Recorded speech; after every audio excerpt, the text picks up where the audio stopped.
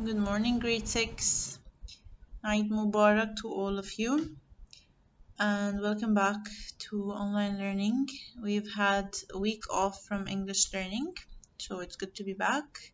This is the last week that we're doing poetry, and then we'll have 2 more weeks before the end of the academic year. For this week, we're not going to be doing a warm-up activity as usual and then trying to guess what the learning outcomes are. Instead, whatever we learned in the past couple of weeks, we're just going to compile them all together and review all of them. So whatever we learned in figures of speech, it's going to be a review session now. We're not going to be learning anything new. So let's revise our learning outcomes. They were identify different figures of speech in text, simile, metaphor, personification, idiom, symbolism, and hyperbole, all the ones that we've learned until now, and differentiate between these different figures of speech. So let's put everything we have learned together. So we learned the different separate figures of speech, simile, personification, metaphor, and everything, but what are they? What is figures of speech? A figure of speech is a word or a phrase that holds a separate meaning from its literal definition. In other words, figures of speech rely on suggested meaning rather than a dictionary definition. So where do we find figures of speech? Figures of speech make up a huge part of the English language, making it more creative, more expressive, and just more interesting. Many have been around for hundreds of years, and more are added each day.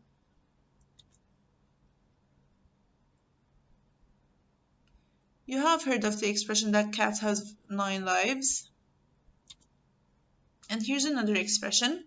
So there's an expression in the English language, which is an idiom saying to address the elephant in the room. When somebody says that we have to address the elephant in the room, it means that there's a certain problem that everybody in the room is aware of, but they are avoiding to talk about it. But it's so obvious that it's like having an elephant in the room. You cannot miss it. The first figure of speech that we will be revising is of course simile, the simplest one. What is a simile? A simile is a very common figure of speech that uses the words like and as, I think we know this by heart now, to compare two things that are not related by definition.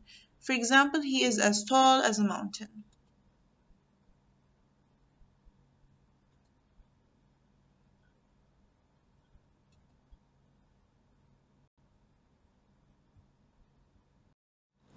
The second figure of speech we will be revising is metaphor. It is similar to simile, but with a twist. So what is it? It's a figure of speech that is used to make a comparison between two things, just like a simile, that aren't alike but do have something in common. So for example, knowledge is the key to success. So how is it different than a simile? We all know by now. Unlike a simile where two things are compared directly using like or as, a metaphor's comparison is more indirect, usually made by stating something is something else, just like knowledge is a key. This is another metaphorical statement. The world is your oyster. It means that you have a lot of opportunity to succeed in this world. You can go anywhere, do anything. It's just like an oyster. You might be able to find a pearl inside. Third figure of speech, personification. It is when you give an animal or object qualities or abilities that only a human can have. Personification is what writers use to bring non-human things to life.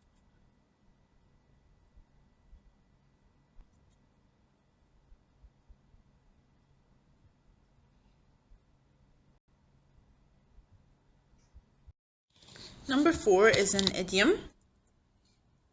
What is an idiom? An idiom is a word or phrase which means something different from its literal meaning. Idioms are common phrases or terms whose meaning is changed but can be understood by their popular use. So some examples. Saying the cat is out of the bag means that the secret is out. And we already looked at this common idiom of addressing the elephant in the room.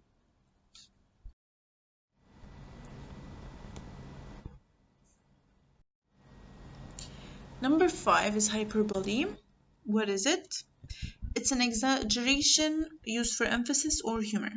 This literary tool is often used to make a certain element of a story seem more interesting. They are meant to be taken with a grain of salt, not totally seriously, because while lying isn't encouraged, stretching the truth is the name of the game. So it's kind of like a white lie. I'm so hungry I could eat a horse. We've heard this one before. And he is so slow, even a snail could pass him by. Last one, guys, symbolism. It is when one object or thing stands in the place of something else, such as an idea, another object, a person, or a place. For instance, all countries have flags for their own country. The flag symbolizes the country. So let's look at some symbols that are all familiar to us.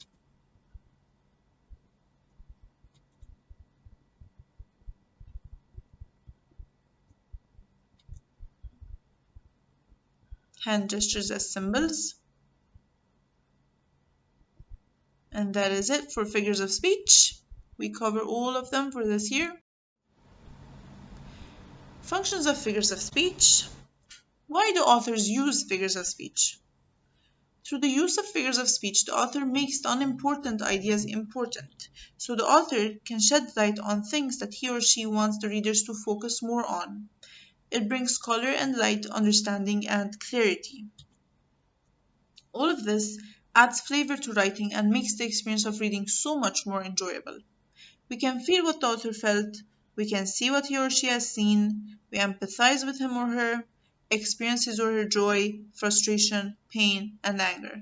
So it just allows us to feel with the author on a deeper level. So let's look at these three different statements. So one of them has been using a figure of speech, and the other one is to be taken more literally. So let's look at the ones on the right. You could say that must have been very expensive, which is the literal way of saying things, or you can say that must have cost $1 billion. So we just added a hyperbole here. Which one do you think is more interesting? You could say she stays up late at night, or you could say she's a night owl. Which one do you think is more interesting? Definitely the one with the figure of speech. It just adds a flavor. You could say the sky was very bright today, or the sky greeted me this morning, adding a personification. Introduction to this week's lesson. Very briefly, we're going to be reading a shape poem. It's well aligned with the writing task that you have. It's also going to be based on a shape poem. And on the right top corner, you can see the poem that we will be reading. And you don't have lots of questions on it. So I think it's going to be very enjoyable for you. This is the last week of poetry that we will be doing, and then we are done for the year with poetry. Happy reading!